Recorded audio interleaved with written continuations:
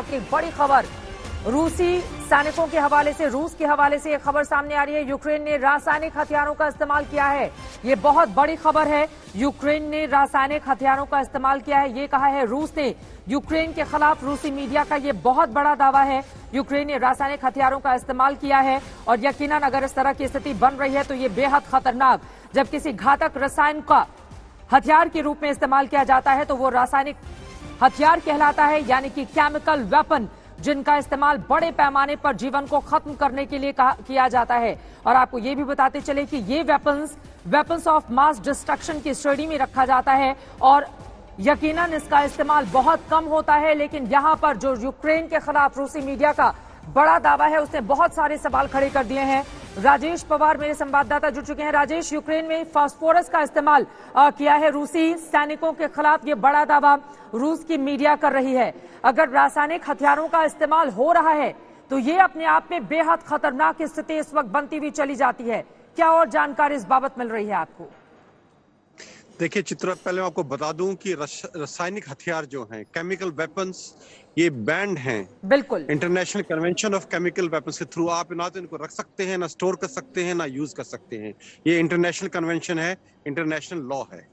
दूसरी बात, अगर आपको याद हो, लड़ाई से 3 दिन पहले अमेरिकन इंटेलिजेंस आई थी, कैसे खबर आई थी कि जो फॉल्स फ्लैग ऑपरेशन होने हैं उसमें एक फ्लैग ऑपरेशन ये हो सकता है कि यूक्रेनियंस ने केमिकल हथियार यूज किए हैं, इसलिए उसको मद्देनजर रखते हुए रूस ने फुल फ्लैजेड इन्वेजन कर दिया है। तो ये चीजें बड़े ही प्रेडिक्टेड वे से हो रही हैं, जो चीजें चल रही हैं। अब ये सच है या नहीं है, ये एक रूसी प्रोपेगेंडा का भी हिस्सा हो सकता है। अगर देखिए, रूस की अभी बात स्पेशल फोर्सेस ऑपरेशन से पूरी तरह से नहीं बनी है, तो कहीं ना कहीं रूस अभी तैयारी कर रहा है फुल स्केल इन्वेजन की, और उसके लिए कुछ ना कुछ उसको बहाना चाहिए। फुल स्केल इन्वेजन में सबसे बड़ी चीज क्या होगी? सिविलियन कैजुअलिटीज, जो रशिया हर हाल में अवॉइड करना चाहता था। क्योंकि अगर वो हुआ तो जो नॉर्मल पब्लिक है, जो अभी ऑलरेडी हथियार उठाने के लिए तैयार है, वो और ज्यादा लोग सामने आएंगे हथियार उठाने के लिए।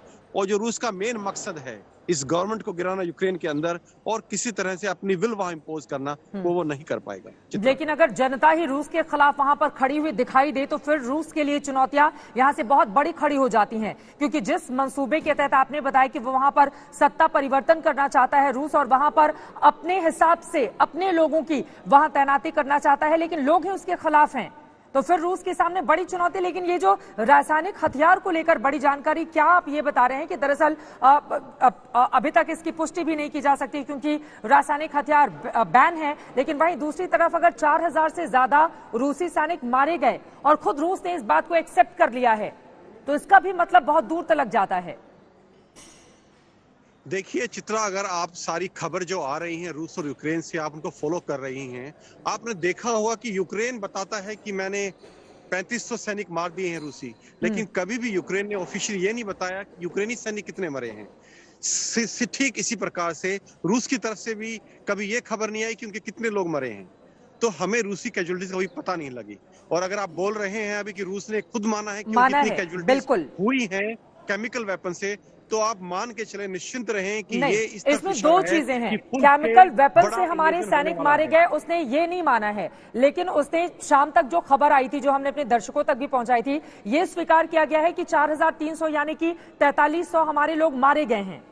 ये स्वीकारोक्ति रूस के हवाले से सामने आई थी शाम को। अगर रूस ने ये आधिकारिक तौर पर स्वीकार कर लिया है तो आप मेरी बात अभी नोट कर लें। दिस इज एन इंडिकेशन, ये एक इंडिकेशन है कि एक फुल स्केल इन्वेजन लॉन्च होने वाला है अगले 48 आवर्स के अंदर।